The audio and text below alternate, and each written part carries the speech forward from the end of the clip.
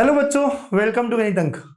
Exams के time पे बहुत कंफ्यूजन होता है और एग्जाम्स भी बहुत सारी अलग अलग बैक टू बैक होती है।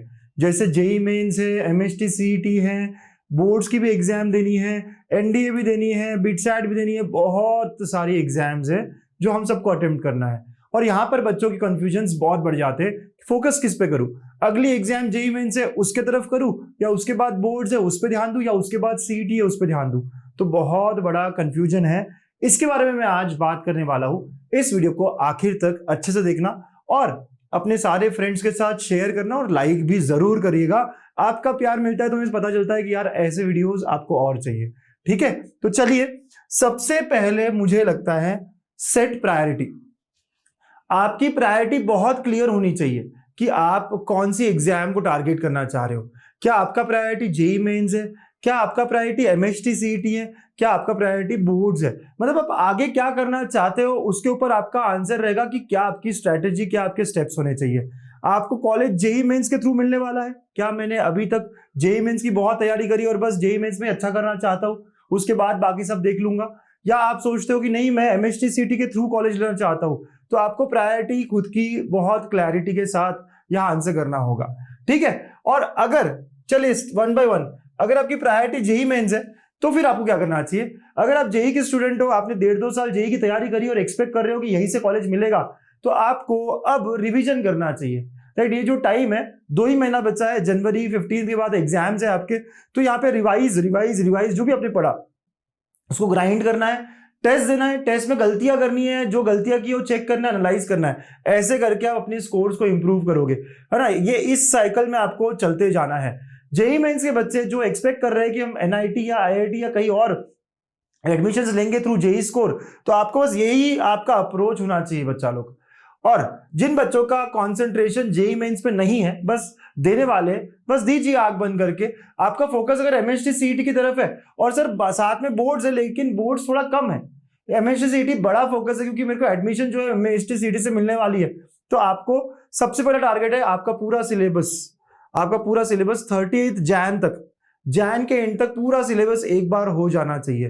क्योंकि अगर आपको अच्छे परसेंटाइल चाहिए बच्चा, तो 2 बार आपको ये सिलेबस पूरा पूरा कवर करना पड़ता है। राइट, तो एक बार बोर्ड्स के बाद और एक अभी बोर्ड्स के पहले। और ये फ्रेशर, और यहाँ पे भी 2 कैटेगरी के लोग हो जाते हैं कि आप फ्रेशर हो या रिपीटर हो या ड्रॉपर हो। राइट, तो फ्रेशर और ड्रॉपर है ना, 2 अलग अलग बातें हो जाती है कि आप फ्रेशर हो या ड्रॉपर हो। तो अगर ड्रॉपर हो तो आपके पास काफी टाइम मिल जाएगा, बीच का 1-1.5 महीना, जहां पे आप खुद को और ग्राइंड कर सकते हो, रिवाइज कर सकते हो। लेकिन फ्रेशर वाले बच्चे, मेन फोकस आपका एमएसटी सीईटी पर, और 15 जनवरी से 30 जनवरी के बीच में आपका पूरा सिलेबस एक बार कंप्लीट हो जाना चाहिए। ये आपका मेन एम होना चाहिए। जब भी आप पढ़ रहे हो आपके 1 पेज नोट्स बने होने चाहिए, ताकि आप आखिर में जब रिवाइज करो फटाफट फटाफट, आखिर में जब टेस्ट सीरीज दो फटाफट फटाफट आपका रिवीजन हो जाए। ठीक है, और पीवाईक्यू सॉल्विंग कम से कम 2023-24 2 साल के पीवाईक्यूज आपको सॉल्व करते रहने हैं बच्चों। ये सारी चीजें 2-2 बार करेंगे तभी अच्छे परसेंटाइल आएंगे, ये बात आप बहुत अच्छे से ध्यान रखिए।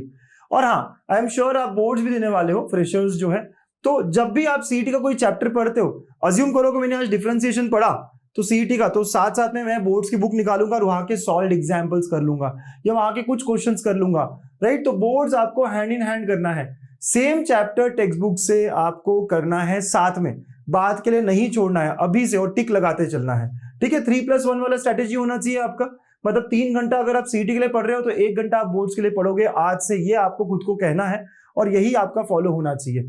फॉर एग्जाम्पल, अगर आप सिग्मा 2.0 में हो और हम लॉजिक पढ़ रहे हैं, तो लॉजिक का जो सेशन था वो सीईटी का था, लेकिन जो जो मैंने लॉजिक का उस दिन पढ़ाया है वही टेक्स्ट बुक से देखना है। आधे या 1 घंटे के अंदर टेक्स्ट बुक के थोड़े क्वेश्चंस कवर करने हैं। साइकोलॉजिकली जीतना है कि मैं बोर्ड भी कर रहा हूं। ठीक है, बीच में प्रीलिम्स आएंगे, प्रैक्टिकल्स आएंगे, सबमिशंस आएंगे, तो आपको उन टाइम पे पूरा पूरा फोकस अपना बोर्ड्स पर देना होगा। लेकिन बाद का टाइम फिर आपको यूटिलाइज करना होगा एमएसटी सीईटी की तरफ, क्योंकि हमारा एम है कि मैं जनवरी एंड तक एक बार पूरा पूरा सिलेबस कंप्लीट कर लूंगा, अच्छे से नोट्स बना लूंगा। राइट, यही टारगेट के साथ हमें एमएसटी सीईटी के लिए चलना पड़ेगा, ताकि बोर्ड्स के बाद सेकंड रिवीजन और एकदम भरपूर कॉन्फिडेंस। और जिन बच्चों का कॉन्सेंट्रेशन ही बोर्ड्स की तरफ है, कुछ नहीं, आपको बढ़िया तरीके से टेक्स्ट बुक को ग्राइंड करना है, सॉल्व करना है, प्रैक्टिस करना है, लिख लिख कर देखना है, पिछले 3-4 साल के पेपर्स को सॉल्व करना है, आप बोर्ड्स में मचाओगे। तो बच्चा लोग, सबसे इंपॉर्टेंट चीज है, क्या आप अपनी प्रायोरिटी को लेके क्लियर हो? और अगर क्लियर हो तो प्लीज कमेंट करिए और बताइए। मैं जानना चाहता हूं मेरे बच्चे ज्यादा प्रायोरिटी किसे दे रहे हैं। एक ही आंसर करना है आपको, या बोर्ड्स या सीईटी या JEE Mains. So I am sure मैंने आपका थोड़ा सा कंफ्यूजन क्लियर किया है। ओके, और ऐसे ही गाइडेंस वीडियो के साथ मैं आते रहूंगा। All the best, thank you.